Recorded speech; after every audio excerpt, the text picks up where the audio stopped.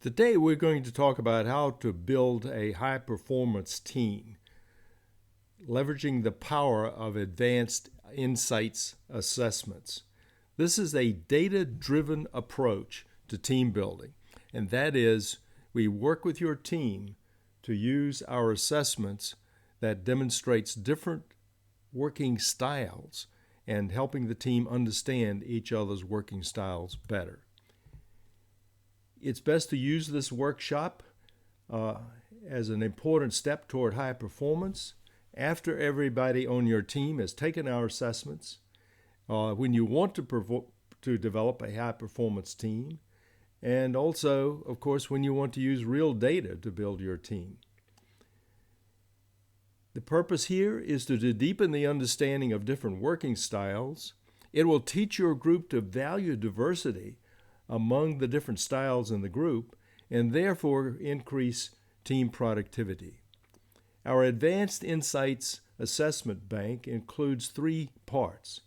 The first is a modification of the standard DISC test that measures decisiveness, interaction, stability, and caution, a values test that looks at 7 elements of personal motivations, and a third test, dimensional balance, or attribute index as we call it, that looks at 6 primary measurements of how a person sees the world and sees themselves. We usually start by debriefing everyone individually after they've taken the test. The test produces a 70-page report. We ask people to read it over, and then we get together with them individually to go through the report. During that time, we will highlight the primary strengths and help identify focus for the person's future success. We can also debrief by phone if it's not convenient to get together person to person. It normally takes about 1 to 1.5 hours. And lots of times, individual coaching follows the debriefing. We can also debrief your group. This is not nearly as personal or in depth as the individual debriefs, of course. And basically what we do is teach individuals how to interpret their own report. But as you can imagine, Q&As are really important in this setting. So when we get prepared to meet with your group to do a workshop, a team building workshop, it's important that everyone must agree to the workshop. In other words, we don't want to expose people's data if they are not comfortable with it. And generally, when we do the workshop, we focus on strengths first, and we keep deeply personal elements confidential. The workshop focuses on the DISC test. We may use the data from values index, but we don't use the comments that come out in the report on the values index. The third test, attribute index, is not used in a group setting. To get ready for the workshop, we prepare an envelope for each person. We print out the pages that we're going to use in the discussion, and then we place those in an envelope with each person's name on it. In other words, each envelope then contains that person's particular pages from his or her report. Generally, we use the pages called strength-based insights that gives an overview of the primary strengths of the person, their natural style pattern overview, the style that they usually use in everyday work, the page that calls for areas of continual improvements. These are hints for things the person can work on, and ideas for being more effective and how to be more effective in a group. In the kickoff to the workshop, we generally spend time talking about the goals for today, the ground rules for the meeting, and try to emphasize that it's important everybody participates. We start off with explaining the data from the group. Each person's DISC score is shown on a graphical chart. That's the square one at the left. And we also demonstrate the report of the values index showing the distribution of the different motivational styles among the group. And in this discussion, we can explain how diversity is important and how a group works together, and why it's important to understand different working styles. Then we gather people in a group, in a circle.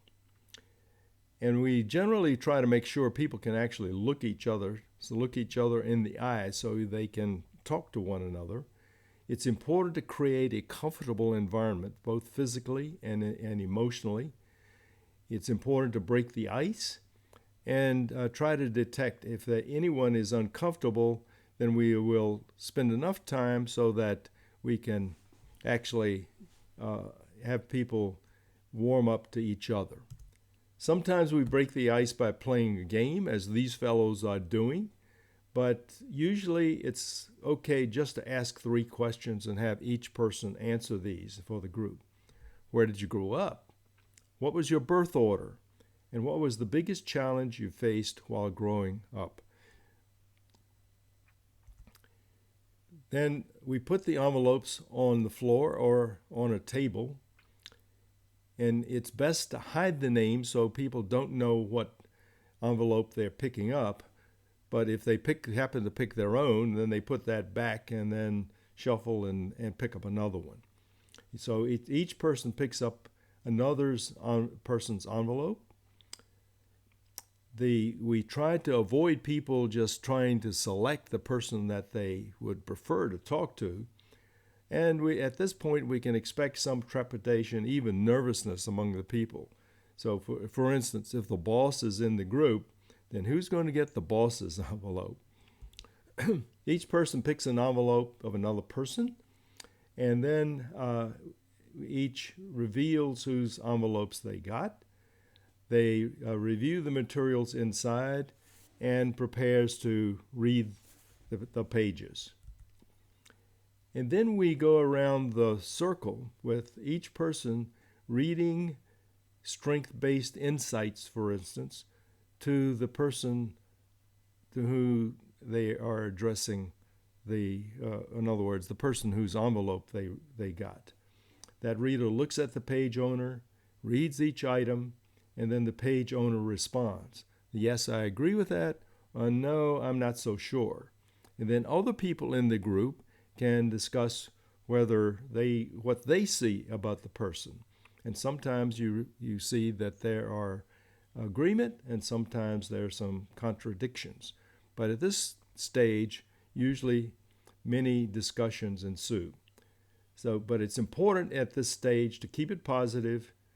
We proceed page by page and keep the group engaged and positive. And so we proceed around the room until each person has been discussed. Usually we talk about each page in sequence so that each person in the group has the first page read about them, and we all talk about the first page and then move to the next page and go around the circle again. And at the end of each page discussion, then it's important to get a sense of the group about what they learned and how they felt at the time. After it's all over, after covering all the pages, then we ask the group how they feel. This is to try to get their emotional response and deal with any concerns they have. So if they felt they were exposed, for instance, or if they felt encouraged, how do they really feel about the results that they heard? And then we ask each person to express what they learned. What specifically did they learn about each other? Did it change their opinions of others? And how will that person's actions change as a result of the meeting? And then finally, we develop a list of actions with the group. What will happen next? Poll the group for items and ideas. Make a list. What should the team do together? Should we add a value to our organization's value, for instance, about how we work together? And so as a result of this, we found that many groups learn to work together far more effectively and far more openly, and therefore have a lot of fun.